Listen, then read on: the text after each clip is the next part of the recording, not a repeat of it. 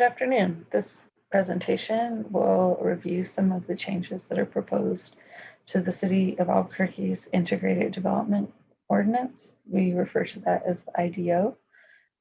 These changes are proposed for the 2020 annual update. If you'd like more information about this, please visit the project website at abc-zone.com.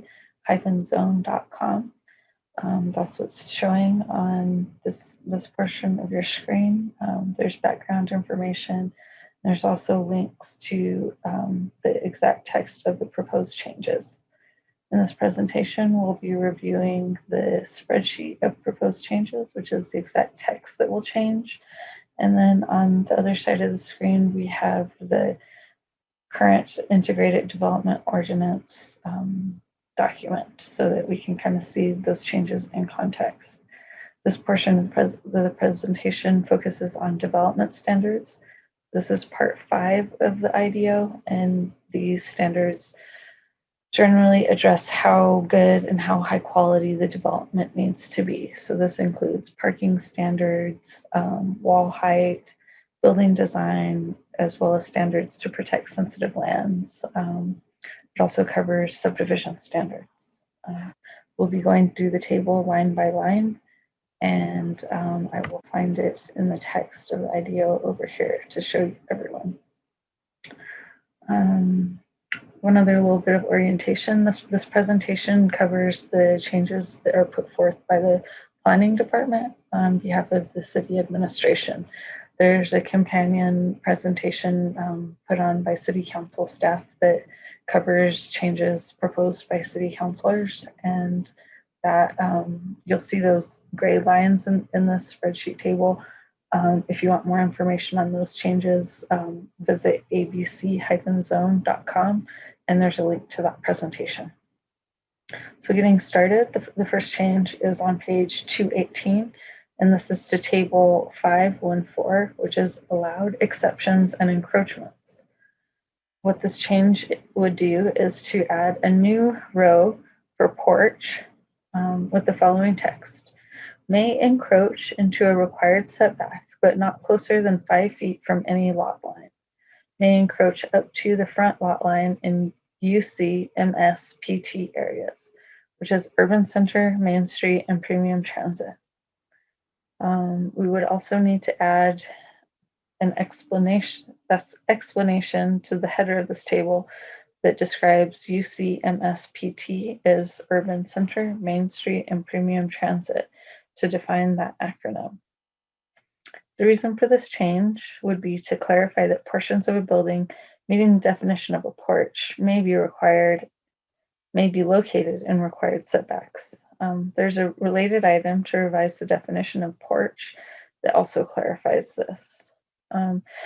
In urban centers, main streets, and premium transit areas, buildings may already be built up to the street and have a 0-foot front setback, so porches would also be allowed to start at the front lot line. Without this change in the clarification about uses in urban center, Main Street, and premium transit, there might be some confusion or ambiguity about whether that building could also have a porch. The second change is to the same table, 514. It would be to add a new row for the use swimming pool, or rather site feature, with the following text. May encroach into a required setback, but in-ground swimming pools shall not be closer than 5 feet from any lot line or building. The reason for the change is to clarify swimming pools can be in a required setback. Setbacks apply to buildings. Swimming pools are referred to in the IDO as being accessory structures. And so they can be in a required setback, but the building code still prefers that they are 5 feet from any lot line.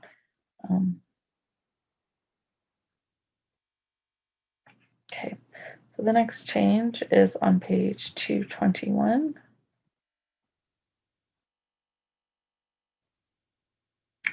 This is to the subsection 5.2, site design and sensitive lands. We would rename section 52C to be site design to avoid sensitive lands.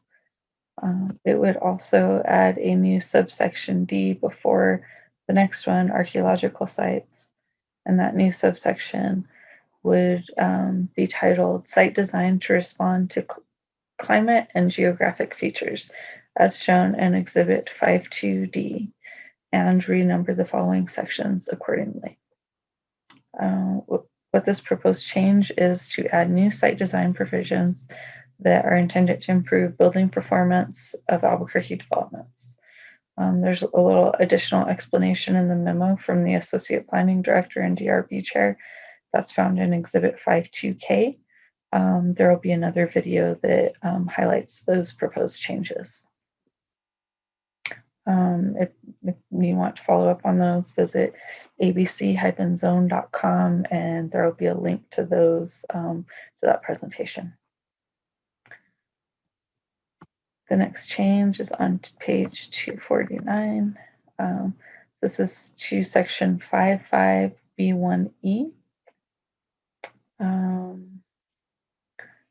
That would be a new subsection that follows B1D, and that section pertains to the requirement and rules that apply to activities that trigger parking requirements. And this new provision would say construction of a new parking lot, including any off-street parking required by Table 551.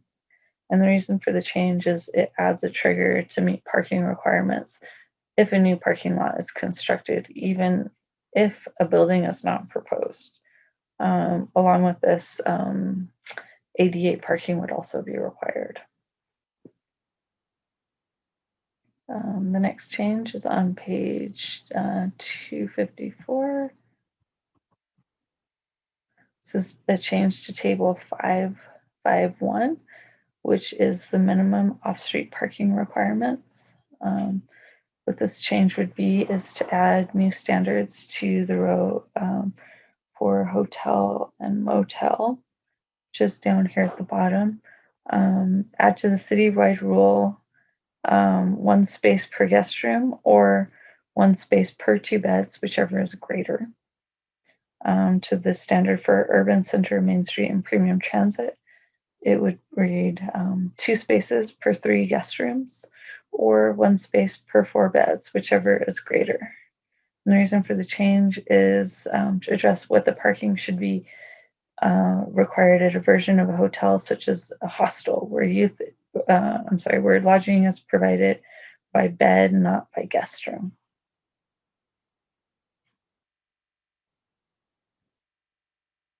Again, these changes that are highlighted in the gray rows, those are covered by the City Council presentation.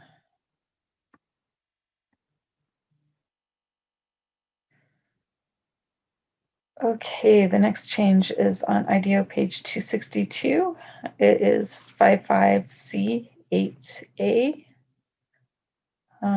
Right down here, it's a standard it's in the section called accessible parking.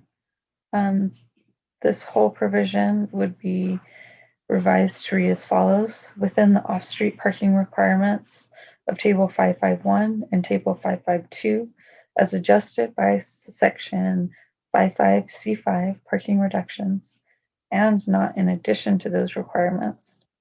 Accessible parking shall be provided for all parking areas as required by the Americans with Disability Act Accessibility Guidelines for Buildings and Facilities, ADAAG, and New Mexico statutes annotated as amended, except where parking is only provided in a residential driveway.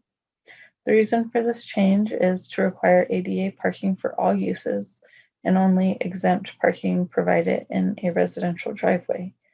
Under the zoning code, all single family, which would include a single family home, a duplex, and townhouses, were exempted from providing accessible parking spaces.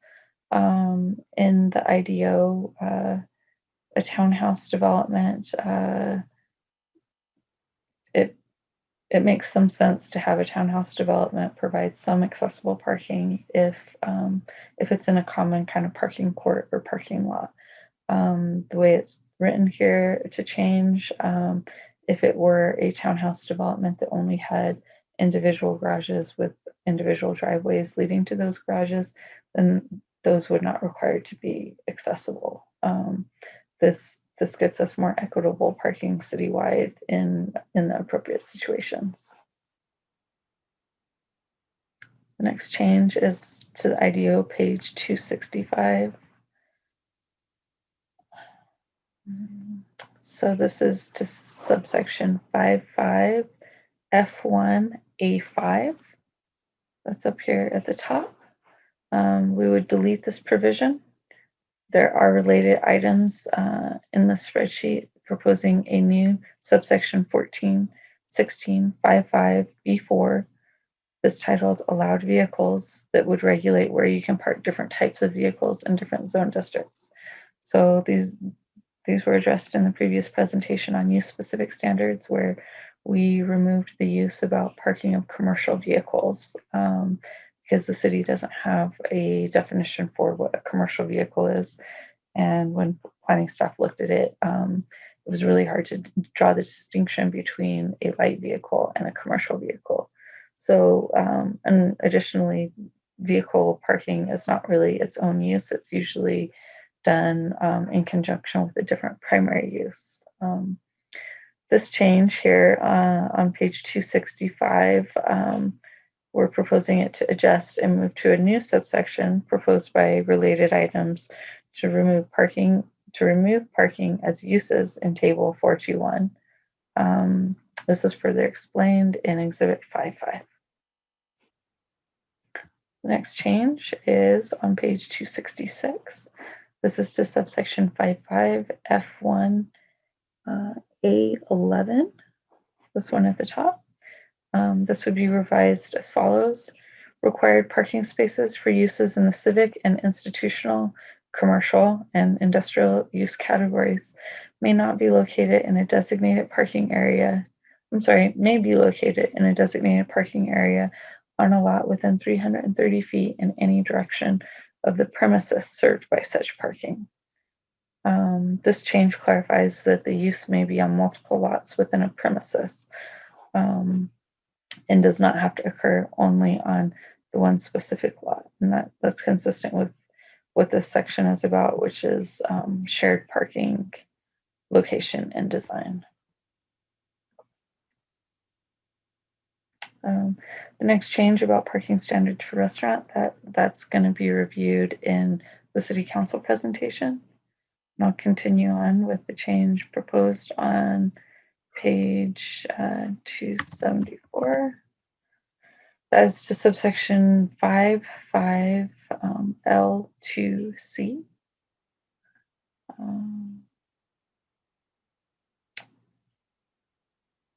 Okay, right here.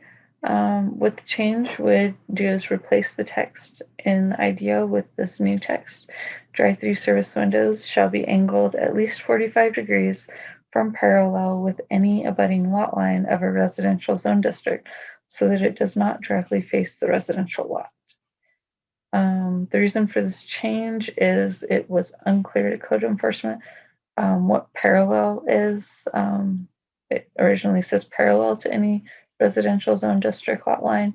The question was, what if it's not quite parallel but slightly skew? And so this proposed text says if it's up to 45 degrees facing towards a residential zone district, we would not approve that. It needs to be angled more than 45 degrees or even perpendicular to any abutting residential lot line.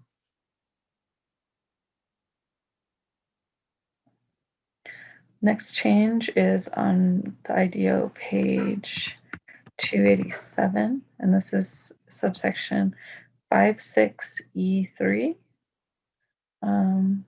What this would do is replace multifamily dwellings with multifamily development throughout this subsection.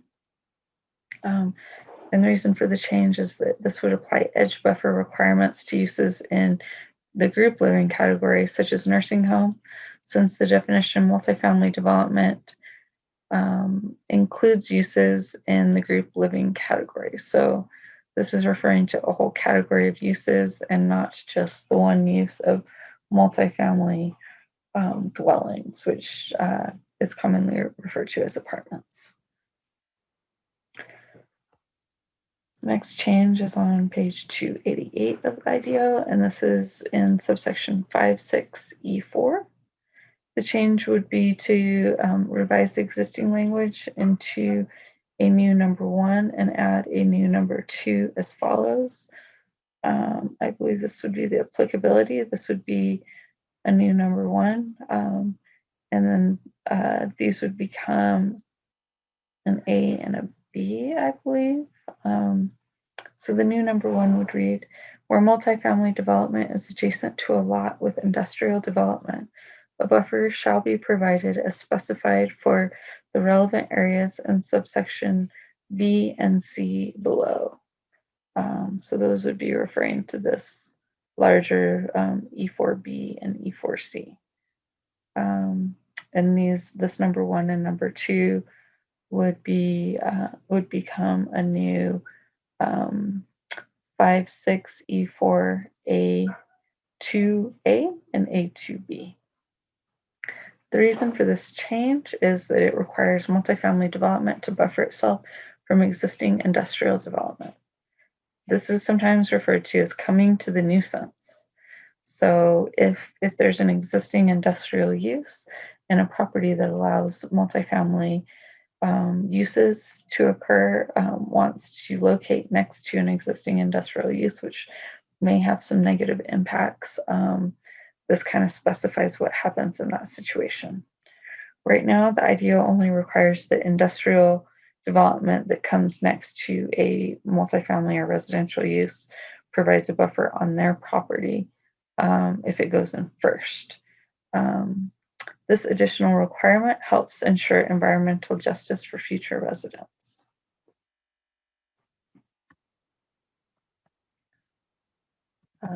The next proposed change is on page 303 of the IDO. This is in section 57E1B, and section 57 is about walls and fences. E1B, that section is about the material, design, and texture of walls. What this change would do is it would delete the requirement that says stucco over concrete masonry unit CMU blocks if they are facing a park or a open space or a city public street or a trail. Right now, the rule would require any private wall that faces a public street, a park, or a trail to be stuccoed, and not just bare concrete masonry unit.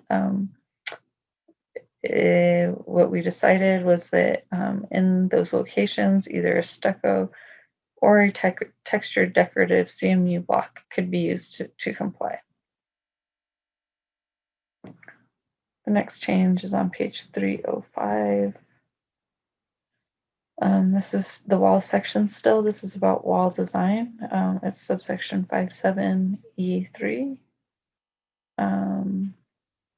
This would be revised to say any portions of a wall over 3 feet facing a public street. The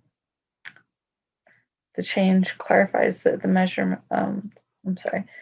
what this does is this limits regulations to only apply to taller walls, where additional design standards would be more appropriate to incorporate.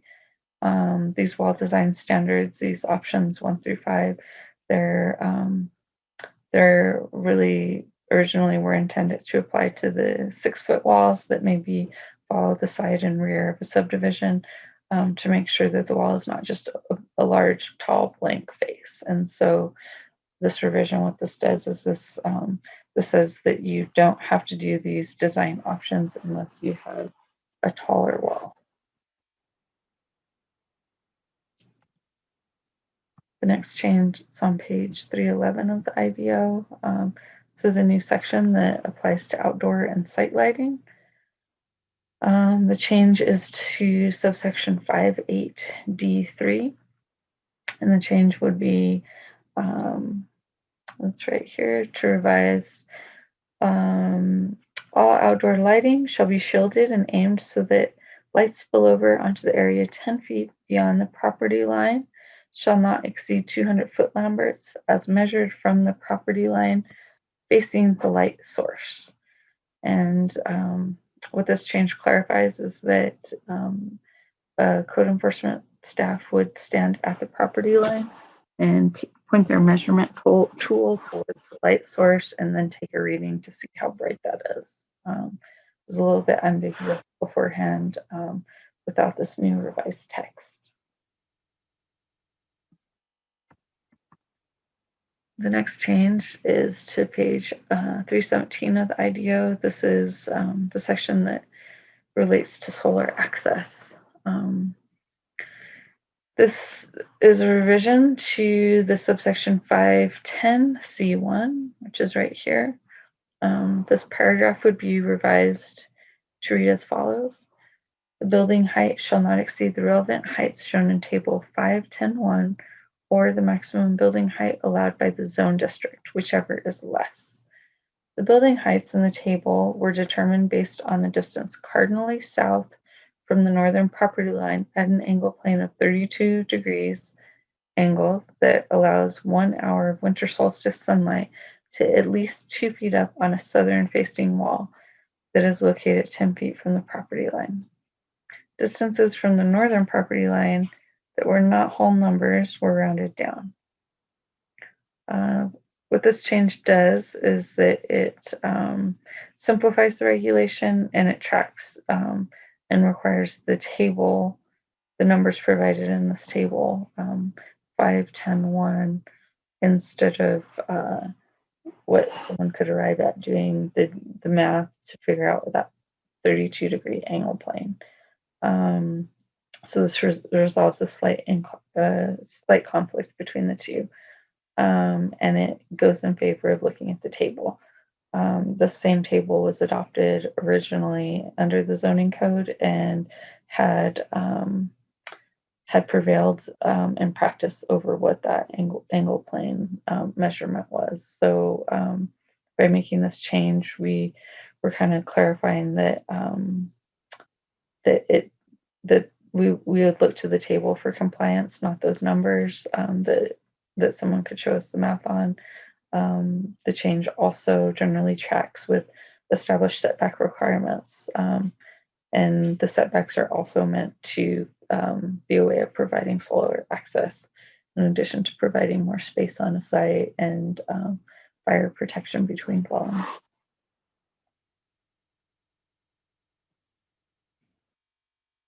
Okay, the next change that we have is on page 321 of the IDO. This is a new section. It is section 511, which is building design. The proposed change is to this whole section right here, 511D, multifamily residential development. And what the change is that a whole new exhibit is proposed to replace this current language in here. And the intent of the proposed change is to revise standards to respond to multifamily projects that have been coming into the Development Review Board, and the which is the DRB. The DRB chair has been working with a stakeholder group to revise these. That group includes landscape architects, affordable housing providers, multifamily project developers, and also some neighborhood association representatives to revise these standards and to try to write out some standards that will be more appropriate for multifamily residential development and achieve higher quality development. There is a memo submitted by the Planning Department Associate Director, who is also the DRB chair. We'll review those changes in a separate presentation. And that presentation will be posted at abc-zone.com. Please visit that project website to get a link to that presentation. Next proposed change is found on page 322 of the IDO. This is to the section 511E, mixed use in non-residential zone districts. The change would revise this introduction paragraph to read all mixed use and non-residential development located in any mixed use or non-residential zone district, excluding mixed use form-based, non-residential light manufacturing, non-residential general manufacturing, non-residential special use, and non-residential parks and open space, and multifamily development in urban center, main streets, and premium transit areas shall comply with the standards in the subsection 511E. Standalone parking structures and the above ground portions of parking structures that are incorporated into a building with allowable primary and/or accessory uses shall comply with the design standards in subsection 55G, parking structure design. Multifamily development outside of urban center, main street, premium transit areas shall comply with the standards in subsection 511D, multifamily residential development, and continue on from there. The reason for the change is that there were some editorial changes related to multifamily building design standards in 511D, and also a proposed change to the definition of a parking structure in 7.1. So these changes kind of make all three of those consistent with the set of multifamily, mixed use, and non-residential zone district building standards. The next change is to page 327 of the IDO. We're still in the section that relates to building design standards. This is one for parking structures, so it's section 511G. This paragraph would be revised as follows. Above ground portions of buildings that contain parking structures shall meet the design standards in subsection 55G, parking structure design, instead of the building design standards in section 511. Which would apply to the other portions of the building with other uses. This change is needed because it clarifies that the standards are not intended to apply below ground. So any portions of a parking structure that is below ground would not have to meet these design standards.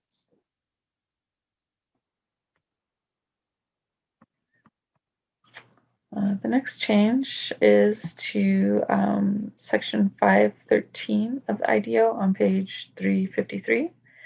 This is subsection 513A4, glare. What the proposed changes is to delete this text right here and move this text to become a new 56G5, outdoor activity, with some revisions. And I'll read those revisions in this presentation. They're shown over on this side of the screen. So the outdoor activity would have a standard that says high temperature processes such as combustion or welding shall be screened from view by an opaque decorative wall or fence at least 6 feet tall, but not more than 8 feet tall, that incorporates at least one of the primary materials and colors of the nearest wall of the primary building, but excluding exposed concrete masonry unit block, CMU block, or a vegetative screen that's planted along the full length of the area to be screened and at least 8 feet high at the time of planting. The reason for this change is that this existing operation and maintenance standard was not very enforceable, and by moving this to a section that pertains to outdoor activities, it makes it more enforceable and easy to find, and it connects this glare to outdoor activity on a site. And that ends all of the changes that are proposed to Part 5, which is the development standards of the IDO. There will be another presentation that covers the zone, the overlay zones and the use specific standards. And this one will be followed by a presentation that addresses the process section, which is Part 6 of the IDO. Thanks for listening.